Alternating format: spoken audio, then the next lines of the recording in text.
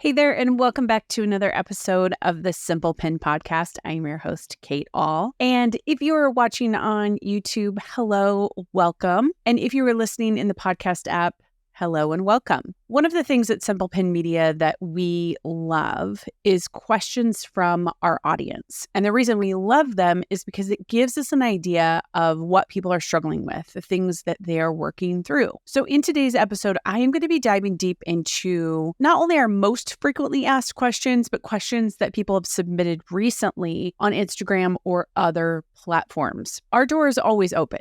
So if you have a question, just email us, hello@simplepinmedia.com. Before we dive in, I do want to talk quickly about Simple Pin Media and who we are. First and foremost, we are a Pinterest marketing agency, and we have this education media arm where we help people really get better at their Pinterest so that they can grow their business and eventually hire us. If you are a business owner and you have the extra money in your budget right now to hire out your Pinterest marketing, we have space open and available right now. All you have to do is book a discovery call with our team. During that discovery call, what we do is we figure out, what is your brand about? Is it a good match for Pinterest? Where's your whole marketing just in general at? And how can we fit into that to be able to take Pinterest marketing off your plate so you can focus on other areas of your business? This can be both organic or paid ads. Simply go to simplepinmedia.com/services to book your discovery call now. Okay, back to the questions. So what I'm going to do for this episode today is I'm just going to go line by line through the questions. There is no particular order as to how these questions are laid out. I'm just going to go through them one at a time. The thing I want to tell you is that Pinterest marketing, just like any marketing on any social media platform, doesn't always have a clear-cut answer. I wish I could give you one in some areas. I wish there could be this hard and fast rule. I've always wanted that over the years that I've been doing Pinterest marketing here for over 10 years. There have been times when people asked me, okay, what percentage of growth am I going to get with Pinterest over the next 6 months, 1 year, 2 years, 3 years? And that is so subjective as to what your niche is. And I feel like that answer is consistent for all the platforms out there. But for Pinterest, it seems more difficult to figure out how to give a direct answer. So there will be times where I say, it depends, but I'm going to give some qualifications around how it depends and how you can really understand how to frame up maybe how it works for you within the answer. So the number one question we get, we'll start with that. How many pins per day should I pin to Pinterest? So when you are marketing on Pinterest, you distribute your pins widely on the platform. And we talk a lot about doing this daily, pinning every day to the platform. The reason for this is because Pinterest has told us they like consistency coming from creators or shop owners adding value to the platform. Because if you think about it this way, the people who use Pinterest, the pinner, they are scrolling on their app, they're saving things, they're finding things, they're operating within the platform, right? And so you as a business, if you're adding new content to that whole pool, it allows the amount of content that the pinner gets to choose from to grow more and more and more. So Pinterest is telling its business users more content. We love it. The more, the better. Now, that doesn't mean 100, 200, 300 times per day, but what that means is as you create new content for your shop or for your content site, your blog, we want you to share that to Pinterest. So when it comes to how many pins per day, that is subjective to how much you create. Let's say example A is a content creator who is creating one new blog post per week or one new video per week. They can easily sustain creating a couple different images for that blog post or video, and they can pin that once this week, once next week, as long as it fits on the boards that you have. This can get very crazy. Type A people tend to be like, I need a diagram. I'm not going to go that deep into it right now. But I'm going to say if you're creating content consistently, you can keep fueling your pins per day. Let's say that you're not creating content anymore. Maybe you have this huge backlog of content. You have articles for your shop, you have articles for your blog, and you really just are tired, right? You can still pin a lot per day, but you're not going to see the kind of growth that you would get if you were creating new content. So how does this answer the number of pins per day? What it does is you want to be adding something to the platform that's new You can add old stuff too, but I would say anywhere between 1 to 10 pins a day, depending on how much content you have. So this is one of those it depends answer. I'll share my story. I have almost 400 podcasts, which are turned into blog posts. We also have videos here on YouTube. What we do is we create 2 images for each of those. So we pin anywhere between 7 and 10 pins per day because we have new content as well as old content. Sometimes we go back to the old content and we do an image refresh. We can pin it again. I don't hold to just keeping it the cap at 10. We've tried 25. We've tried 30. We haven't really noticed a difference. Our sweet spot is really between 5 and 7. What I recommend for you is just picking a starting point. Start somewhere and see how it works. See how it feels. See if you're overwhelmed or not. That is a huge thing as well. I know for me, if somebody tells me to do a lot of pins per day, I tend to shut down. I'm not going to do any more than that. So it depends on how much content you create. The next is what scheduling tool is best to use. So there are several out there. And what I recommend, number one, is that it's one that works with your brain. Let me back up. You use a scheduling tool on Pinterest to fulfill what I just talked about just a second ago. You want to stay consistent, and sometimes you're going to be pinning a lot of pins per day. I'm not going to be opening up the app and looking at pinning 5 to 7 per day. So we have a few options to choose from to make sure that the content is consistently going onto Pinterest. One, we have Pinterest itself. It has its own native scheduling tool. I personally don't love it, but some people like it because it's free, so it's very budget friendly, and you can schedule out up to 30 days in advance. We prefer Tailwind. It's one that we've used forever. However, we have also used Planoly for some of our clients. There's Pin Generator that's out there. Buffer. I just heard somebody the other day say that they loved Canva. When we tried Canva, we did not like it, but they liked it because of the efficiency. It was their favorite. So look out there to see what options are out there and pick one that works best with your productivity and works best with your brain. Okay, hashtags. Hashtags are a no on Pinterest. There have been these little blips in the past where Pinterest has said, yes, use hashtags, and blips where the hashtags highlight. But Pinterest is a search and discovery platform, which means that the keywords really drive what it is the algorithm shows to people when they search it. So when you add in a hashtag, it kind of breaks up that keyword path. So you want to avoid using hashtags. Even if you hear somebody come out and say, oh my gosh, I saw this on Pinterest. They sent out this email to a new user and it had something about hashtags. Don't worry about it. It's definitely not something you want to pay attention to. Not a big deal. And then other people ask a follow-up question, should I go back and remove hashtags from old posts? I wouldn't worry about it. If you're in there and you see it and you want to edit it, go for it. But don't make it like a big daily activity. Okay, I understand that I'm not supposed to use hashtags. This is a question. But are those different than the tags section I see in the Pinterest native scheduling tool? There's something called tagged topics. You always want to use tagged topics. So you always want to use any opportunity Pinterest gives you to add keywords.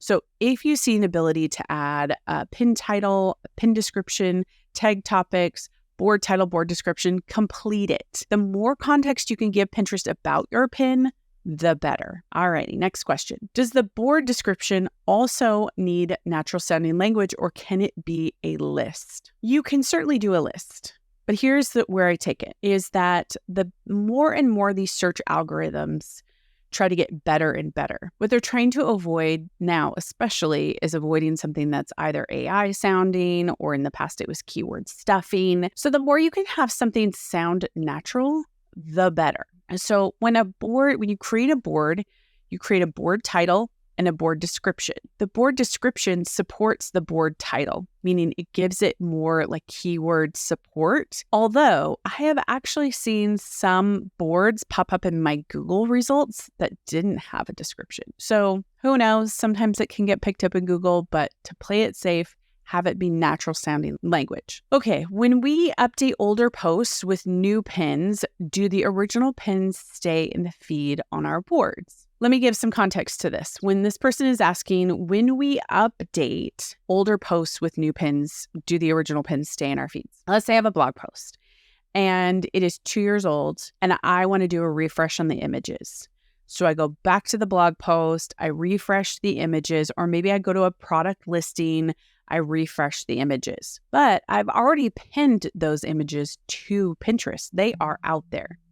It's safe to say once you pin a pin to Pinterest, it is out in the ecosystem. The only time that a pin might potentially be removed or changed is if you have a product pin. If your product catalog is connected to Pinterest, what that allows it to do is update images and update pricing and update inventory. That's the reason it was created. It's pretty awesome. But if you have just a standard pin, then it will be out there forever. You can't really do anything about it. It will be on your board too, but it's okay. Just leave it alone, let it ride. I actually have a really old pin that before, when you couldn't find a pin image to pin, if you were a regular pinner, Pinterest would pull these blocks of color with just a title on it. Somebody pinned one like that. It was how to clean up Pinterest boards, and it's pink.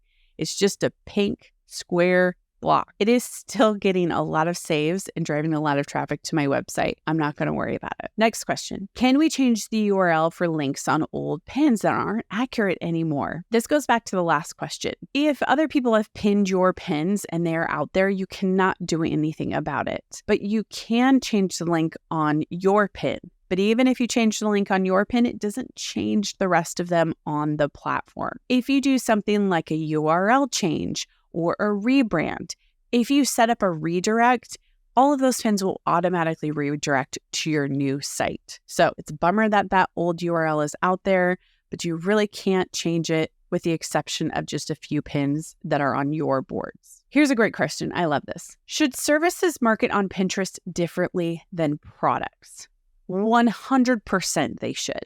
Here's why. When you are marketing a service to someone, you are asking them to participate in something with you. So let's think of it maybe as a therapy session versus a therapy blanket.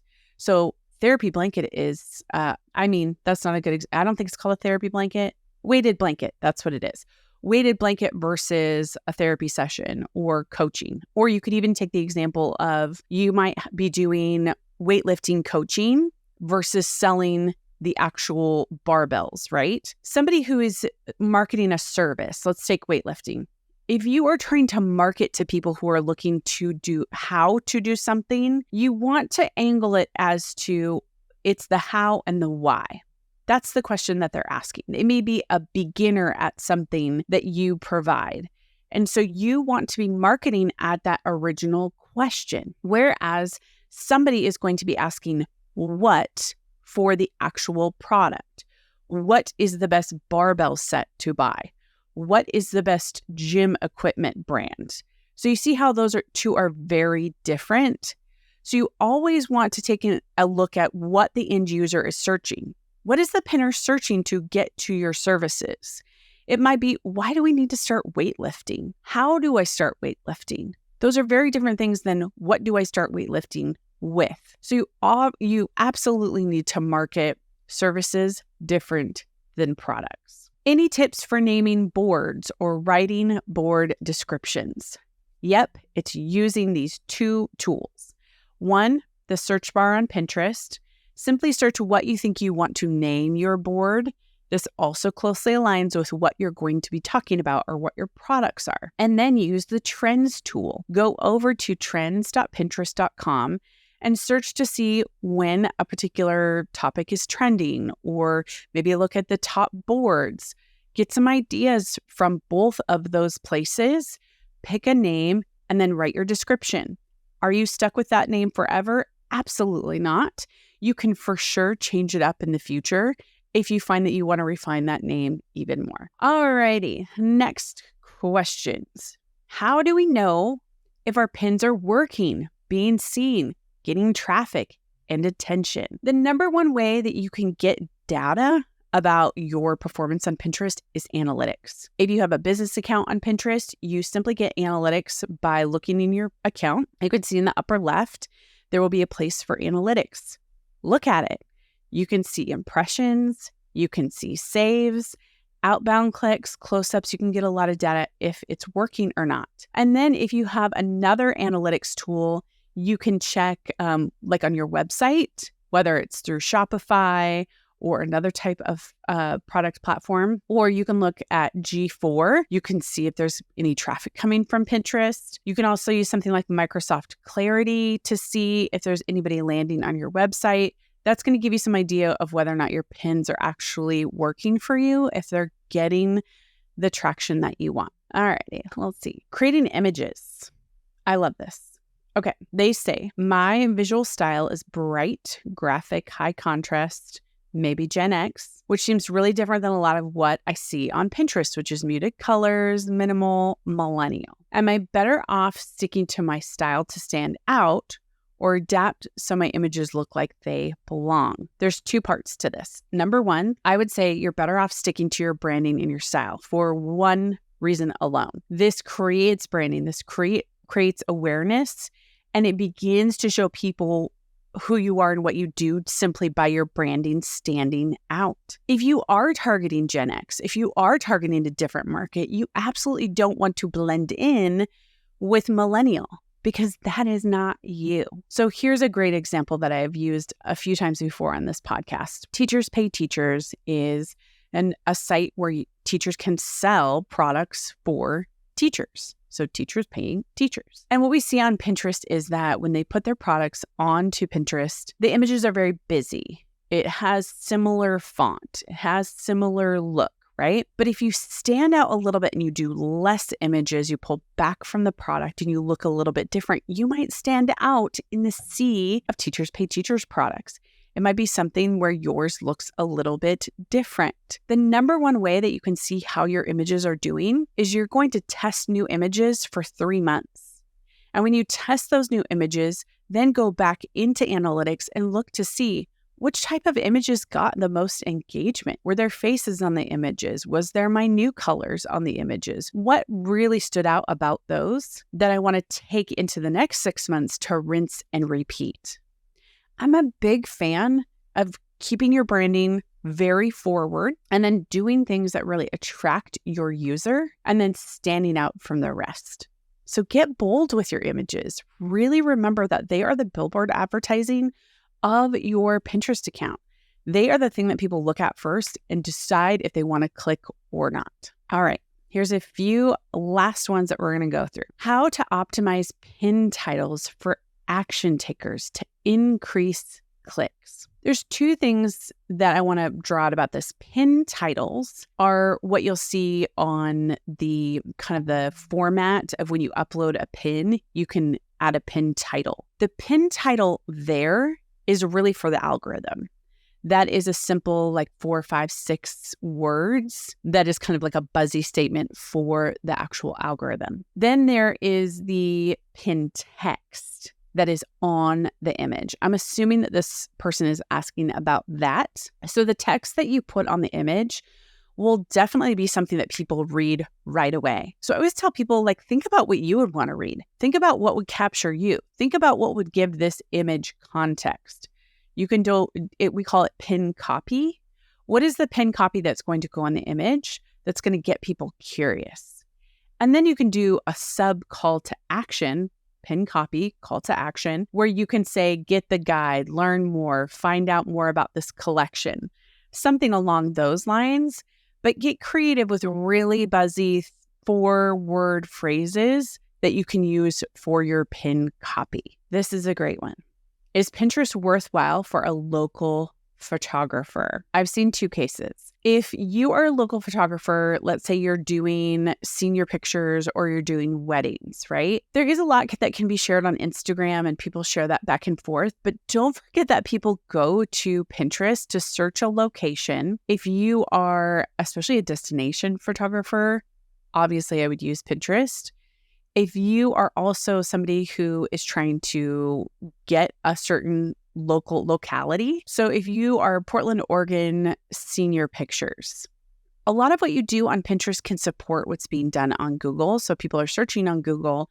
They might also get this Pinterest board or a Pinterest pin to pull up. If you really don't see a market for something like senior pictures or weddings or something like that, then it might not be worth your time. But I would recommend you at least build your profile on Pinterest. You have a board where it is, I live in Portland, that's why I did Portland, Oregon weddings. And on that board is all the weddings that you have, or you say Portland, Oregon photography locations. You have at least 5 boards that I can see, and it can showcase who you are, like your photography style. People also search poses. People also search engagement photography. There's a lot of different things. If you do anything, at least get your profile set up on Pinterest. All right, this is a good one. And I have felt this before. I think it's LECC. I'm confused on what tagging a product does on a pin versus direct only a link to buy. Okay, there's 2 ways that you can tag a product. You can tag a product as an affiliate, or you can tag a product as a particular shop product that you have. Let's say that you have taken an image of a kitchen and it has this like really incredible Dutch oven in it. I wouldn't say like you can tag that product as the Dutch oven and people can go click on it, but people are much more likely to buy if they come to the blog post and they see all that you have. So I would use it less if it's something that you're going to be doing an affiliate. And I would maybe use it more on your lifestyle photography if it is your own product. Like if that is your Dutch oven, tag it, right? But if it's something where you need to warm them up, like an affiliate marketing piece, I would not do direct only link to buy, which is, something that you asked here. I would go to the blog post instead of tagging the product. I don't even like the direct only link to buy. We see very little conversions happening on the direct link only. So if you don't have a website, then that's a little bit different, but I don't think this is the case here. But tagging a product really just allows you, I would say first and foremost, to tag your own products. I would leave it for mostly just that. How often should you pin your most popular pin? I like to pin mine once a month, because I know it's my most popular. And I like to play around with the different images. Sometimes we've gone longer than that. I think we've also gone 3 to 4 months in between, but I know it's my most popular pin. So I want to play around with different looks for that particular image. I might even want to change up what the pin copy is. So you could do it once a month, once every 3 months. That's kind of a wide gap there, but if you want to pick a starting point, just pick a starting point. I find for me that my top pins don't tend to fall out of the top 10. If they do, I go look at Pinterest and see if somebody has outranked me. Okay, that's it. That was kind of a hodgepodge of questions when it comes to Pinterest marketing. I will leave you with this. If you are new to Pinterest marketing, and a lot of what I had just said is like, you said board descriptions, you said tagging a pin, hashtags, natural sounding language, scheduling tools, I feel overwhelmed. Don't feel overwhelmed. We have a way to walk you through getting your Pinterest set up. You can go to simplepinmedia.com/start. That's just going to walk you through the first 4 steps. That's going to at least get you to that point where you have your profile set up. You generally get it. You have an idea of this whole Pinterest thing. Now, if there are pieces and parts you want to go deeper on, so let's say you're really trying to go deep on images. We can help you with that either by creating images for you, or we have an images workshop in our shop. If you're on YouTube, you can just click down below and see the link for that in the description. Last, the reason I use Pinterest is because I believe and I see that it is so different than all the rest. It is a complement to what I'm doing on Instagram or TikTok. It is a complement to what I am doing even with Google and with email. It's a very supportive search and discovery traffic that really just keeps driving traffic all year, all the time. I'm really a huge fan of Pinterest for that reason. So if you need any help at all, Simple Pin Media is here for you. Last, if you have been listening to this podcast for a while, would you take just 30 seconds and hit the 5-star button on Apple? You can even leave a review. We read all of those. Thank you. Or 5 stars on Spotify. If you are here on YouTube, make sure you subscribe to this channel. We do not only this podcast here, but we also do educational videos here. And you can find that just youtube.com and then look at Simple Pin Media. Alrighty, thanks so much for listening.